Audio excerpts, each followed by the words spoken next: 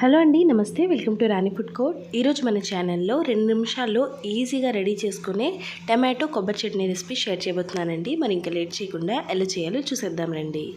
ముందుగా ఒక మిక్సింగ్ జార్లో 2 నుంచి 3 వెల్లుల్లి రెమ్మలు, అలాగే చిన్న ఉల్లిపాయని ఇలా చిన్న ముక్కల కింద కట్ చేసుకొని యాడ్ చేసుకోండి. వీటితో పాటు ఒక మీడియం సైజ్ టమాటోని రఫ్గా చాప్ చేసుకొని యాడ్ చేసుకోండి. అలాగే ఒక 2 కప్పుల వరకు పచ్చి కొబ్బరి ముక్కలు, వీటితో పాటు మీ కారానికి తగినట్టు ఎండుమిరపకాయలు, చిన్న రెమ్మ చింతపండు, అలాగే రుచికి తగినంత ఉప్పుని యాడ్ చేసుకొని కొంచెం వాటర్ని యాడ్ చేసి మిక్సింగ్ జార్కి మూత పెట్టి ఇలా ఫైన్గా గ్రైండ్ చేసుకోండి. ఇలా గ్రైండ్ చేసుకున్న తర్వాత తాలింపు కోసం ఒక ప్యాన్లో ఒక 2 టీ స్పూన్ల వరకు ఆయిల్ని వేడి చేసుకొని 1 టీ స్పూన్ వరకు ఆవాల్ని వేసి 1 నిమిషం పాటు వేగనివ్వండి. ఆవాలు ఇలా చిటపట్లాడిన తర్వాత 2 నుంచి 3 వెల్లుల్లి రెమ్మలు, మీ కారానికి తగినట్టు లేదా 2 నుంచి 3 ఎండుమిరపకాయలు వేసి వేయించుకోండి.